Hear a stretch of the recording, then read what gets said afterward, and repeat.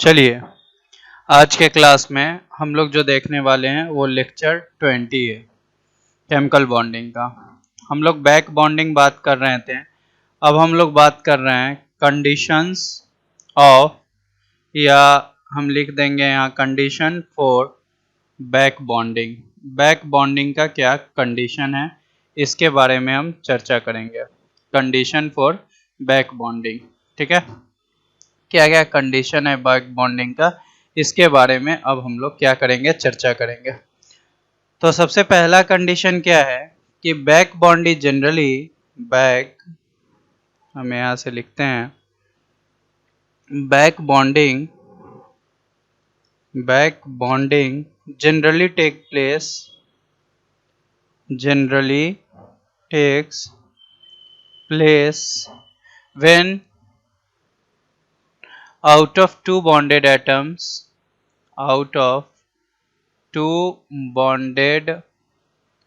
atoms, one atom has vacant orbital and other bonded atom having non-bonded electron pair,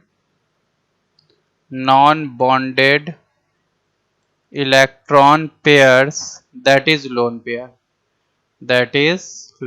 pairs। इसका मतलब समझिए। सबसे पहला पॉइंट ये कह रहा है आपको कि जो बैक बॉन्डिंग है वो जनरली टेक प्लेस किस में होता है, दो bonded, when out of two bonded है, दो बॉन्डेड है जिसमें एक वैकेंट ऑर्बिटल होता है और अदर बॉन्डेड एटम जो होता है वो नॉन बॉन्डेड इलेक्ट्रॉन पेयर होता है। इसका मतलब होता है कि लोन पेयर, ठीक है। सेकेंड पॉइंट कहता है कि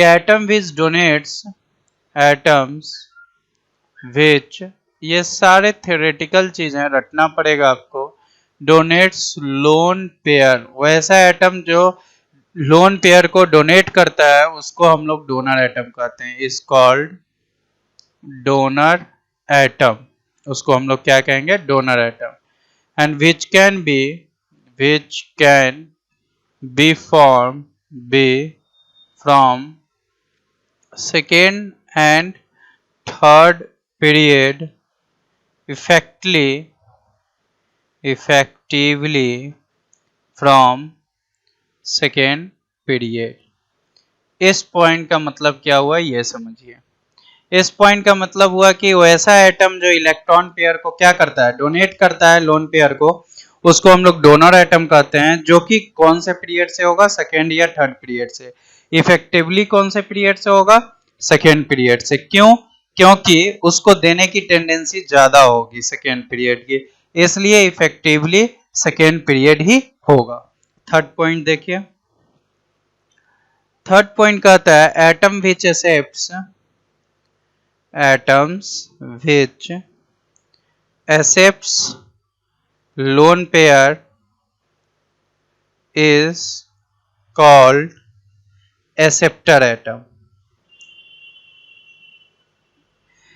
It can be formed in second period. It can be formed in second period, that is boron. इसका मतलब क्या हुआ, इसका मतलब हुआ कि ऐसा एटम जो लोन पेयर को एक्सेप्ट करता है उसको एक्सेप्टर एटम कहते हैं, और ये फॉर्म्ड हुआ सेकेंड पीरियड में, जैसे कि बोरोन में, ठीक है।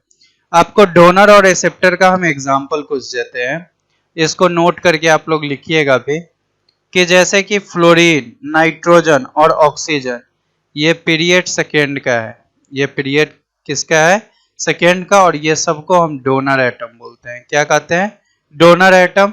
क्योंकि इसमें क्या होता है, लोन पेयर होता है, लोन पेयर ज्यादा होने के कारण ये क्या करता है, डोनेट करता है। लेकिन अगर हम बात करते हैं बोरोन की, सिलिकॉन की, एल्युमिनियम की, ये सब पीरियड सेकेंड का ही है, लेकिन ये सब क्या है, ये सब हमारे एक्सेप्टर एटम है, ये सब हमारे क्या है, एक्सेप्टर एटम। तो इस बात को आपको ध्यान रखना होगा कि fluorine, nitrogen, oxygen generally period second के डोनर एटम होते हैं। Boron, silicon, aluminium period second के एक्सेप्टर एटम होते हैं। दूसरी बात, एक बात और समझना होगा आपको कि बैक बॉन्डिंग ऑलवेज फॉर्म करता है पाई बॉन्ड, मतलब back bonding always pi bond होता है, ठीक है। Back bonding is always pi bond, ये भी पॉइंट आप लिख ले फटाक से, फिर इफेक्ट पढ़ाते हैं। जल्दी से लिखिए।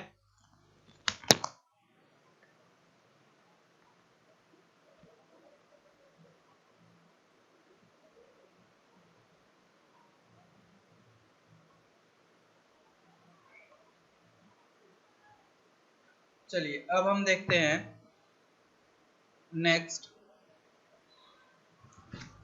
Effect of back bonding. अब हम जो चर्चा करने वाले हैं वो चर्चा होगा effect of back bonding. Back bonding का क्या इफेक्ट है इसके बारे में हम चर्चा करेंगे, ठीक है। तो सबसे पहला है due to back bonding, due to back bonding, back bonding के कारण, due to back bonding hybridisation of central atom, hybridisation of central atom में और may not change, may not change. इसका मतलब क्या हुआ कि बैक बॉन्डिंग के कारण, due to back bonding, back bonding के कारण जो हाइब्रिडाइजेशन होगा सेंट्रल एटम का वो चेंज कर भी सकता है और नहीं भी कर सकता है, ठीक है। सेकेंड पॉइंट अब हम देखते हैं, due to back bonding, due to back bonding bond angle में,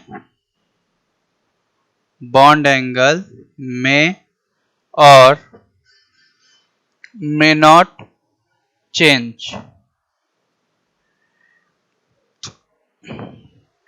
ठीक है। इसका मतलब कि बैक बॉन्डिंग के कारण बॉन्ड एंगल जो होगा वो चेंज हो भी सकता है और नहीं भी हो सकता है, ठीक है। जैसे BF3 का आप एग्जांपल ले सकते हो, ठीक है। Third point, due to back bonding को हम शॉर्टकट में BB लिख देते हैं। Bond length, due to back bonding bond length is always decreases, bond length always क्या करेगा, डिक्रीज करेगा। That is multiple bond, multiple bond is form. इसका मतलब क्या हुआ कि बैक बॉन्डिंग के कारण बॉन्ड लेंथ जो होगा वो डिक्रीज करेगा। इसका मतलब कि मल्टीपल बॉन्ड क्या होगा, मल्टीपल बॉन्ड फॉर्म्ड होगा, ठीक है। Next fourth point, due to back bonding bonds become stronger. अब कितने बच्चे को बैक बॉन्डिंग नहीं पता होगा, तो वो पीछे वाला क्लास देखिए लेक्चर 19, उसमें पढ़ाए हैं हम। बैक बॉन्डिंग के कारण बॉन्ड्स जो होंगे वो और ज्यादा स्ट्रॉन्ग होंगे, ठीक है। जितने ज्यादा बैक बॉन्डिंग होंगे उतना ज्यादा बॉन्ड्स क्या होगा, आपका स्ट्रॉन्ग होगा, ठीक है। जल्दी से इसको लिखिए।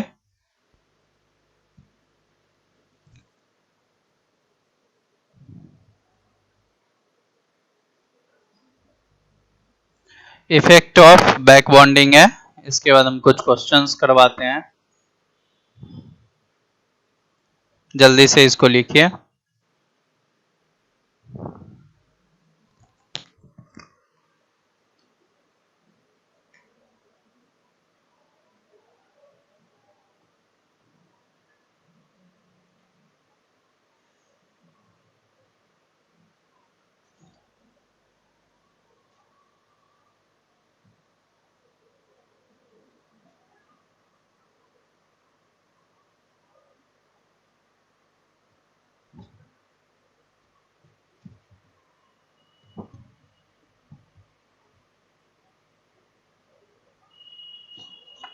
चलिए नेक्स्ट देखते हैं, अगर यहाँ तक लिख लिए आप लोग तो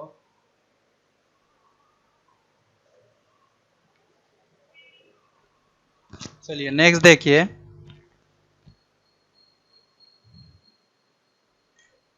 नेक्स्ट, कंपेयर, ये क्वेश्चन है हमारा, ठीक है। Compare the B F bond length in, B और एफ का बॉन्ड लेंथ देखना है। Compare the B F bond length in BF3 and BF4 minus, ठीक है। हमको बेसिकली क्वेश्चन क्या बोल रहा है कि कंपेयर करना है BF के बॉन्ड लेंथ को किस चीज में, BF3 में और BF4 माइनस में। कैसे कंपेयर करेंगे इसको हमको देखना है। सबसे पहले अगर BF3 की हम बात करें बोरोन की, तो बोरोन, फ्लोरीन इधर, फिर फ्लोरीन, और फिर यहाँ पे क्या आ जाएगा, फ्लोरीन आ जाएगा। अब इस फ्लोरीन में क्या हो सकता है, इस फ्लोरीन में हमारा बैक बॉन्डिंग होगा क्या, और इसका हाइब्रिडाइजेशन क्या है, 1 2 3 है sigma, that means sp2 hybridisation. और दूसरी बात, इसमें कौन सा बॉन्डिंग हो रहा है, बैक बॉन्डिंग हो रहा है, ठीक है। इसमें बैक बॉन्डिंग हो रहा है मतलब पाई बॉन्ड कैरेक्टर आएगा, that means partial double bond character आएगा, इसमें डबल बॉन्ड क्या कैरेक्टर आएगा। अब मान के चलो ये BF3 बने हैं, अब BF4 का हम बनाते हैं। तो BF4 कैसे बना होगा, BF3 प्लस F माइनस जुड़ा होगा तब जाके बना होगा BF4 माइनस। तो इसमें कौन सा बॉन्ड आता है, इसमें कोऑर्डिनेट बॉन्ड आता है, इसमें कौन सा बॉन्ड आता है आपका, कोऑर्डिनेट बॉन्ड आता है, कोऑर्डिनेट बॉन्ड, ठीक है। कोऑर्डिनेट बॉन्ड मतलब लमसम कैसा बॉन्ड, सिंगल बॉन्ड, क्योंकि ए बी को डोनेट करता है। तो इसका स्ट्रक्चर कैसा बनेगा, ऐसा बनेगा, एफ एफ और एफ, और यहाँ पे क्या हो जाएगा माइनस। इसका हाइब्रिडाइजेशन क्या हो गया, 1 2 3 4, मतलब हाइब्रिडाइजेशन इज sp3 टेट्राहेड्रल, और ये सिंगल बॉन्ड है। तो आप खुद सोच सकते हो कि सिंगल बॉन्ड और डबल बॉन्ड किसका बॉन्ड लेंथ ज्यादा होता है, सिंगल का। तो इसलिए हम लिखेंगे bond length of BF, bond length of BF in BF3 is less than bond length of BF in BF4 minus, मतलब bond length किसका ज्यादा हो जाएगा, BF4 का। ये बात को आपको ध्यान में रखना होगा कि bond length BF4 का ज्यादा होगा as compared to BF3। चलिए जल्दी से लिखिए इसको जल्दी से।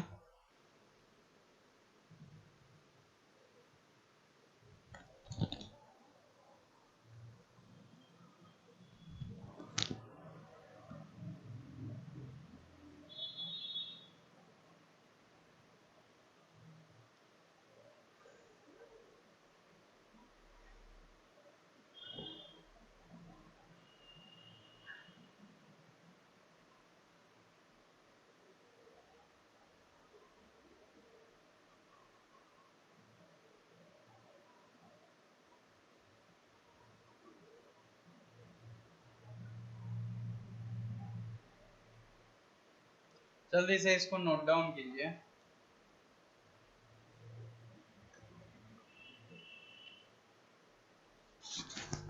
चलिए नेक्स्ट देखते हैं। नेक्स्ट क्वेश्चन कहता है हमारा यहाँ कि if back bonding is possible in BF3, back bonding BF3 में पॉसिबल है, then Y BF3 combines with NH3। अब कह रहे हैं यहाँ पे क्वेश्चन कि अगर बैक बॉन्डिंग हमारा पॉसिबल है BF3 में, तब बताइए कि BF3 क्यों कंबाइन कर रहा है NH3 के साथ, इसका रीजन बताना है आपको। तो सिंपली आप जान लो कि NH3 अगर BF3 के साथ कंबाइन कर रहा है तो इसमें आपका बैक बॉन्डिंग का कॉन्सेप्ट आएगा, बैक बॉन्डिंग आएगा, दैट मीन्स क्या फॉर्म होगा, बैक बॉन्डिंग आने का मतलब क्या फॉर्म होगा, पाई बॉन्ड फॉर्म होगा। समझिएगा बात को। लेकिन अगर मान के चलिए ये नाइट्रोजन है, H3 है, कोऑर्डिनेट बॉन्ड BF3 के साथ करता है, तो इस केस में क्या होगा? सिंगल बॉन्ड फॉर्म होगा, होगा ना? तो क्वेश्चन पूछ रहा है why this reaction takes place, why this reaction takes place, ये रिएक्शन क्यों होगा, इसका कारण आप बताइए, ठीक है? तो इसका कारण आपको बताना है सिंपली। कैसे आप बताओगे? तो आप सबसे पहले लिखो कि बैक, यहाँ पे सॉल्यूशन लिख के लिखो कि back bond is pi bond, back bond क्या है आपका? पाई बॉन्ड है, but coordinate bond is sigma bond, लेकिन कोऑर्डिनेट बॉन्ड आपका क्या है? सिग्मा बॉन्ड है। सो इसलिए if boron gets chance to accept lone pair from outer atom, then it will always prefer that because sigma bond is stronger than pi bond। इसका मतलब क्या हो गया? इसका मतलब हमने बताया आपको कि बैक बॉन्ड का मतलब होता है पाई बॉन्ड, लेकिन कोऑर्डिनेट बॉन्ड का मतलब होता है सिग्मा बॉन्ड। इसलिए बोरोन को अगर चांस मिलता है लोन पेयर को एक्सेप्ट करने का आउटर एटम से, तब ये प्रीफर करेगा, क्योंकि सिग्मा बॉन्ड ज्यादा स्ट्रॉन्गर होता है पाई बॉन्ड से। तो इसलिए बैक बॉन्डिंग पॉसिबल है BF3 में, और BF3 कंबाइंस कर, लेकिन तब पर भी BF3 कंबाइंस करता है NH3 के साथ। क्यों? क्योंकि वो सिग्मा बॉन्ड को ज्यादा प्रीफर देता है, क्योंकि स्ट्रांग होता है पाई के साथ। जल्दी लिख लीजिए इसको।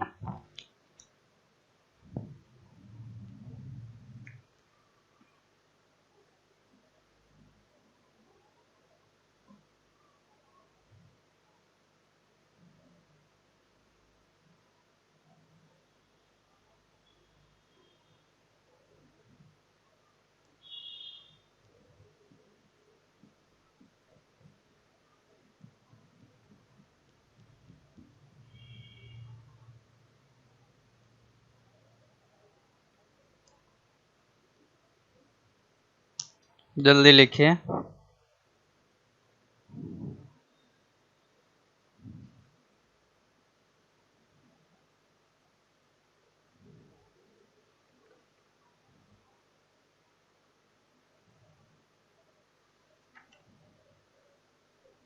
चलिए नेक्स्ट क्वेश्चन देखिए।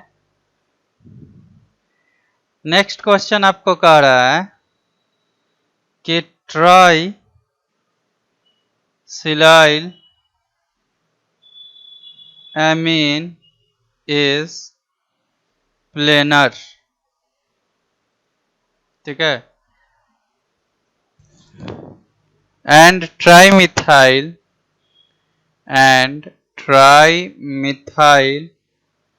amine is pyramidal। Why? कह रहा है क्वेश्चन में कि ट्राइसिलाइल जो एमीन होता है वो प्लेनर होता है, लेकिन ट्राइमिथाइल एमीन जो होता है वो पिरामिडल होता है। ऐसा क्यों है? तो इसका सॉल्यूशन सिंपल है।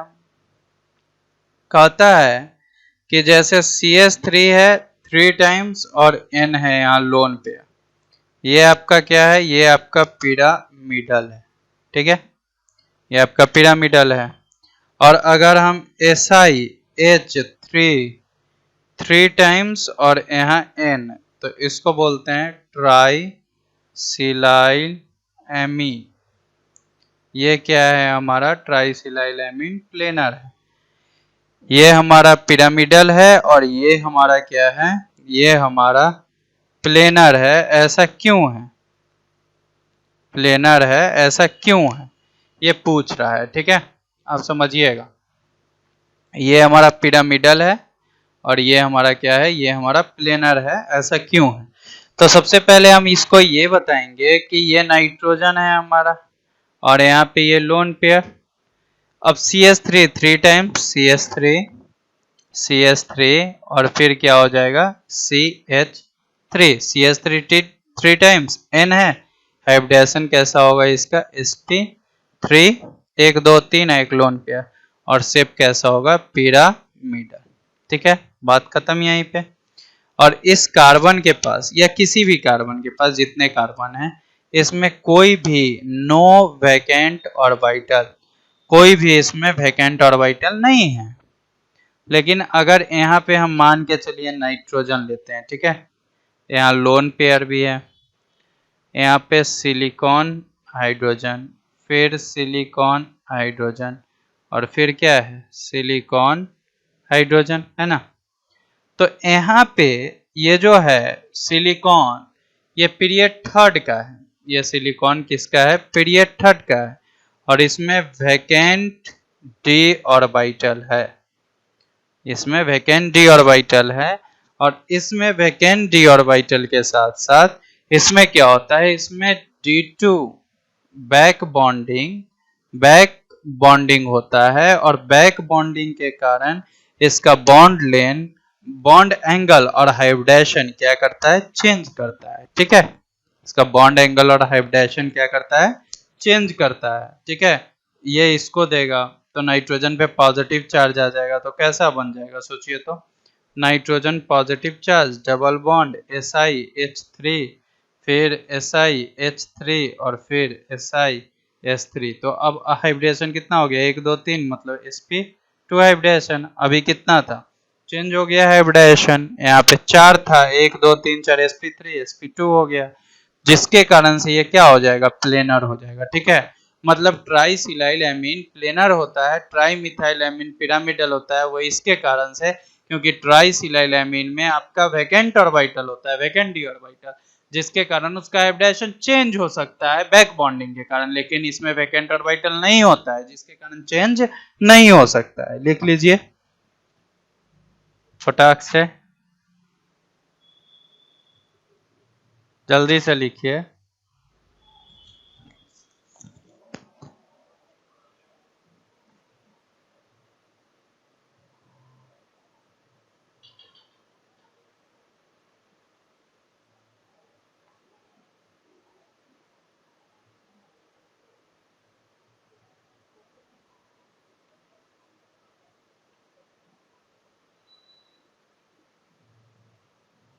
चलिए नेक्स्ट देखते हैं हम लोग, नेक्स्ट देखते हैं।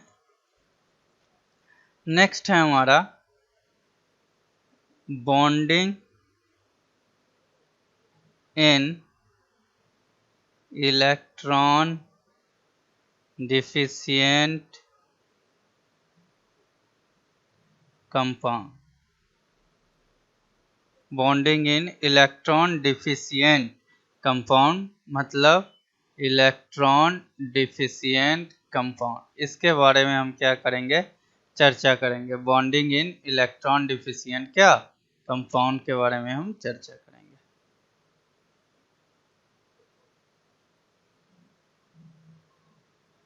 Bonding in electron deficient compound, चलिए अब देखिए क्या होता है। हम यहाँ से लिख सकते हैं there are many compounds, there are many compounds in which electron deficient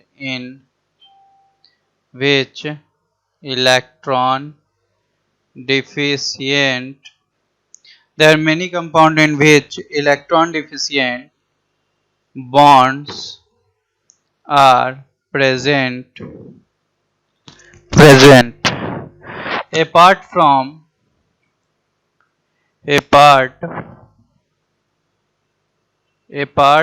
from normal covalent bond और coordinate bond which are two center,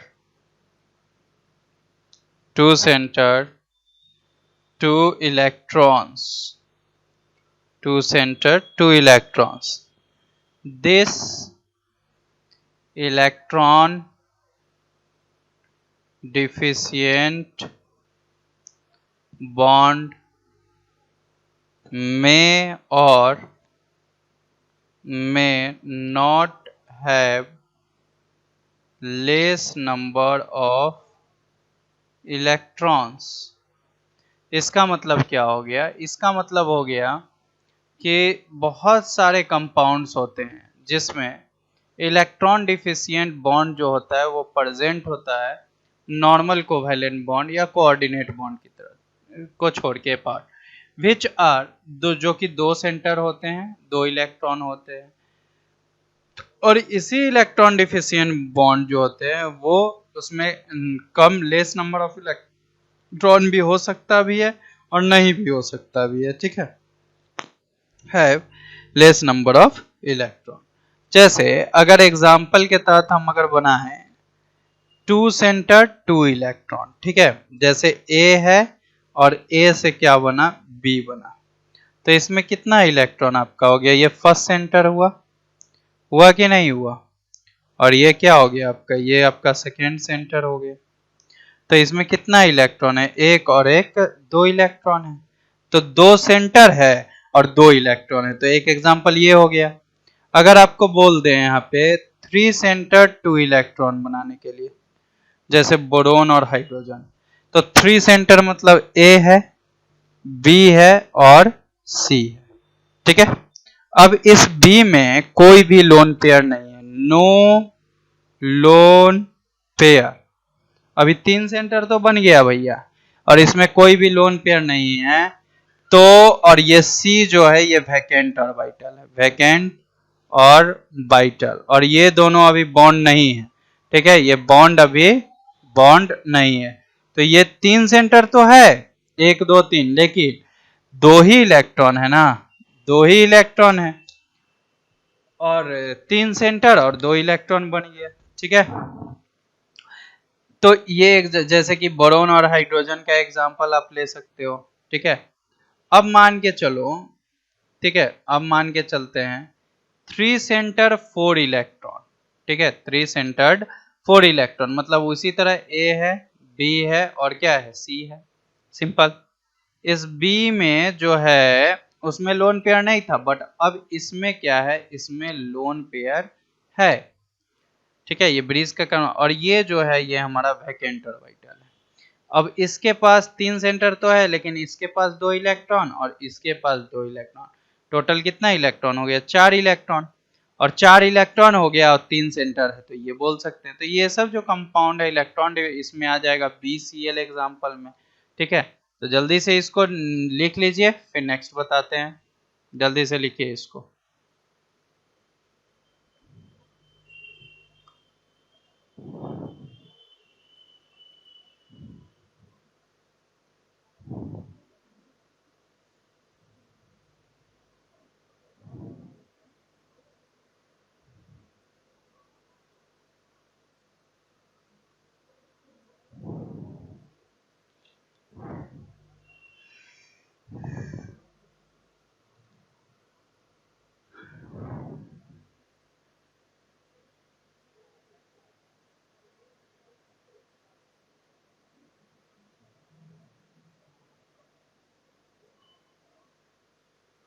जल्दी से लिखिए।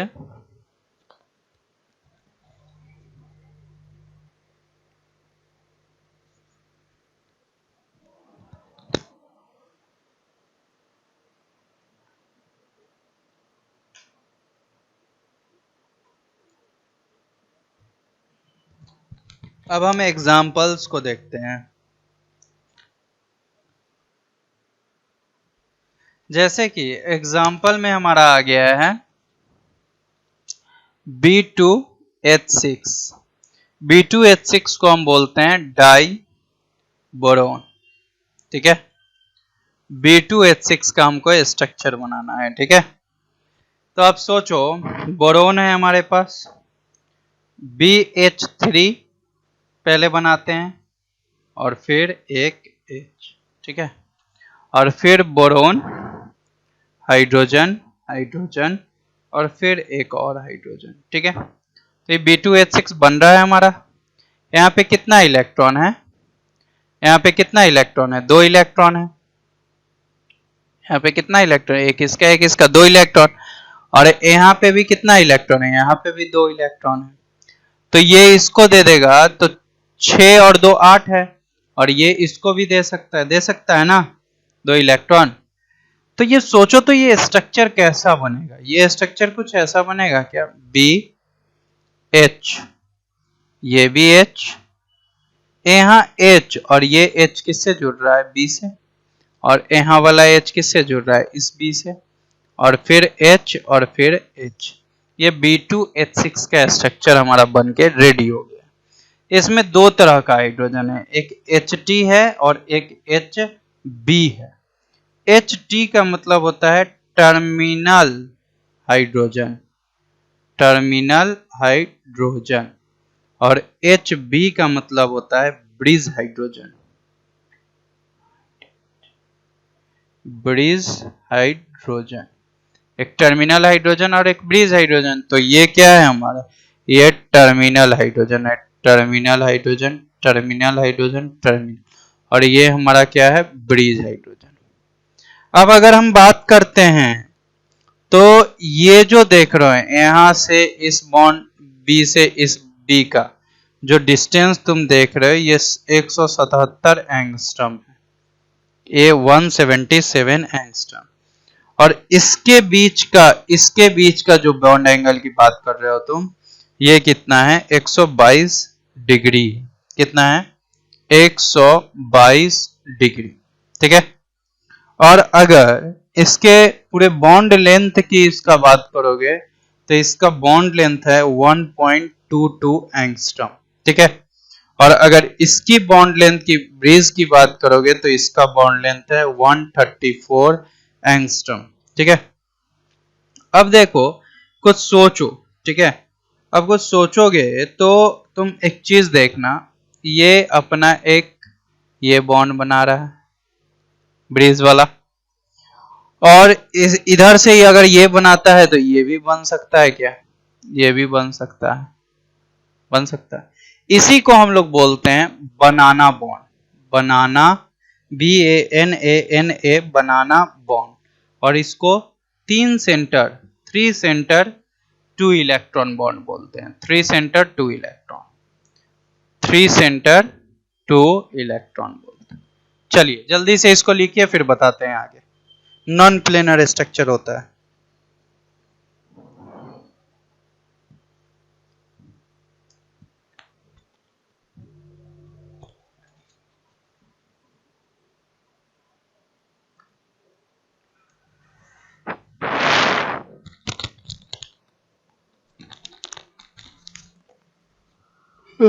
जल्दी से लिखिए।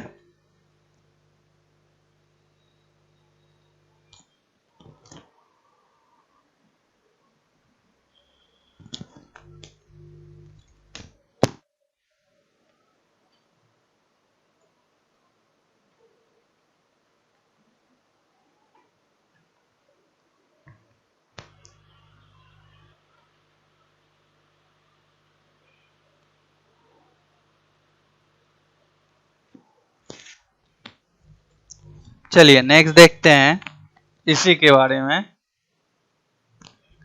जैसे हम बना तो दिए B2H6, तो इसको बनाने का तरीका ये था, बोरोन हाइड्रोजन, बोरोन हाइड्रोजन, फिर यहाँ से था हाइड्रोजन, फिर यहाँ से था हाइड्रोजन, फिर यहाँ बोरोन, फिर यहाँ हाइड्रोजन हाइड्रोजन, B2H6 बन गया। तो यहाँ पे हम देख सकते हैं कि ये जो बोरोन है, हाइड्रोजन है, इसमें 6 एक प्लेन में होगा, ठीक है, और 2 एक प्लेन में होगा। दैट मीन्स ये दोनों एक प्लेन में होगा, ठीक है।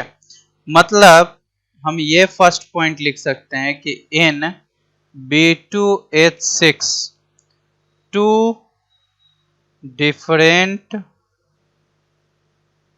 in B2H6 two different types of BH. In B2H6 two different type of BH bonds are present. दो डिफरेंट टाइप का बॉन्ड प्रेजेंट होगा, ठीक है। दूसरा पॉइंट हम लिख सकते हैं हाइब्रिडाइजेशन क्या होगा बोरोन का, 1 2 3 3 ही ना बनता है पहले, याद होगा तुमको, और फिर वो 2 सेंटर 3 सेंटर 2 इलेक्ट्रॉन। तो हम ऐसे लिख सकते हैं कि hybridization of boron is sp3। Hybridization boron का कितना होगा, sp3 होगा। जल्दी से इसको नोट डाउन कीजिए, फिर बताते हैं हम आगे, आपको बताते हैं। चलिए, तो सेकेंड में हाइब्रिडाइजेशन बोरोन का sp3 होगा। थर्ड पॉइंट है कि boron vacant orbital takes part in hybridization, ठीक है। Vacant orbital takes part in hybridization. फिर फोर्थ पॉइंट है कि B2H6 is still electron deficient compound. B2H6 जो है वो स्टिल क्या है आपका, स्टिल इलेक्ट्रॉन डिफिशिएंट कंपाउंड है, because electron deficiency is maintained, ठीक है।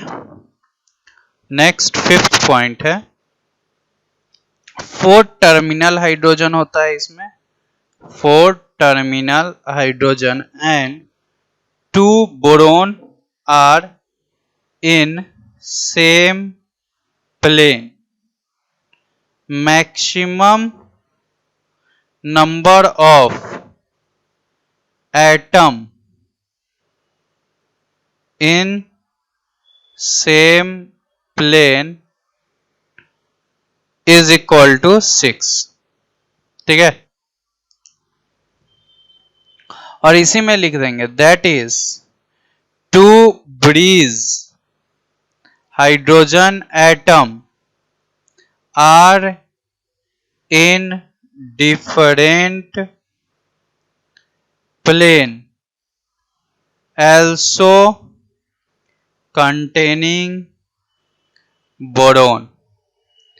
मतलब इसका मतलब क्या हुआ कि 4 टर्मिनल हाइड्रोजन होता है, 2 बोरोन सेम प्लेन का होता है, maximum number of atom same plane का 6, मतलब 2 ब्रीज हाइड्रोजन एटम होता है डिफरेंट प्लेन का जो कि बोरोन को कंटेन करता है, ठीक है। जल्दी से इसको नोट डाउन कर लीजिए, फटाफट लिख लीजिए।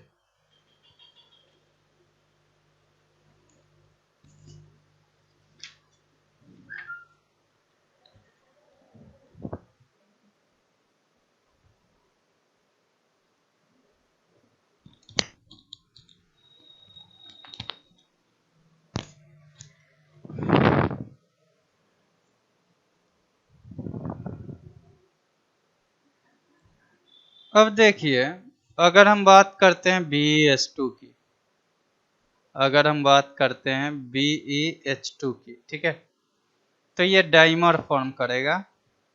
तो जब डाइमर फॉर्म करेगा तो ऐसे कर सकता है BH और यहाँ भी H, फिर क्या कर सकता है BH और यहाँ भी H, फिर यहाँ से ये बोरोन, ये बेरिलियम, सॉरी, इसका हाइब्रिडाइजेशन कितना है sp2, 1 2 और एक किससे जुड़ जाएगा, इस हाइड्रोजन से, और ये भी एक इससे, तो 3 सेंटर्ड 2 इलेक्ट्रॉन बॉन्ड बन रहा है, ठीक है, EDC इलेक्ट्रॉन डिफिशिएंट कंपाउंड।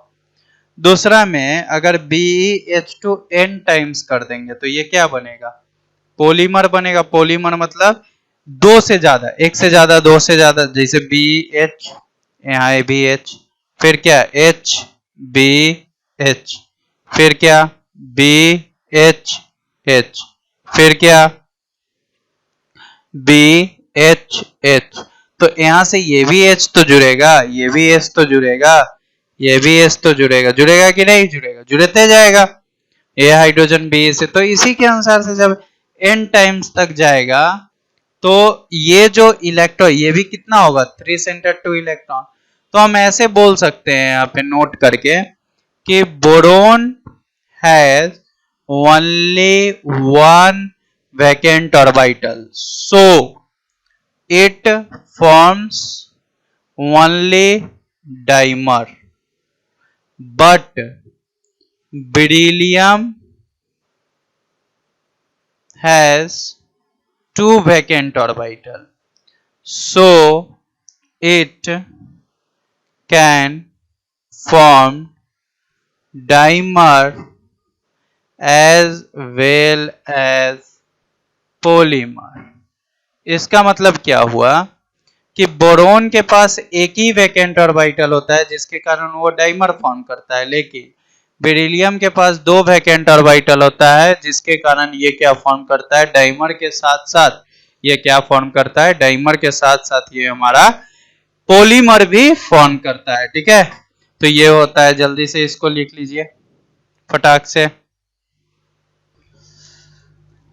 तो यहाँ पे ये बात हो सकती है कि हम ऐसा बोल सकते हैं कि बोरोन जो है, बोरोन हमारा एक ही वैकेंट ऑर्बिटल होता है जिसके कारण ये हमारा डाइमर फॉर्म करेगा, लेकिन हमारा बेरिलियम जो है वो क्या फॉर्म करेगा, उसके पास दो वैकेंट ऑर्बिटल होता है जिसके कारण से वो क्या फॉर्म करेगा, डाइमर के साथ साथ पॉलीमर। और ये हम जो स्ट्रक्चर बनाए हैं ये BeS2 का है, और ये BeS2 n times that means polymer. Monomer का मतलब होता है सिंगल यूनिट, और पॉलीमर का मतलब होता है बहुत सारा मोनोमर का यूनिट जब जुड़ेगा तो क्या बनाता है, पॉलीमर बनाता है। तो आज का लेक्चर हम यहीं तक रहने देते हैं, बहुत हो गया, फिर नेक्स्ट क्लास में इसके आगे पढ़ाएंगे। अब 2-3 लेक्चर और होगा, ये चैप्टर खत्म हो जाएगा। Thank you.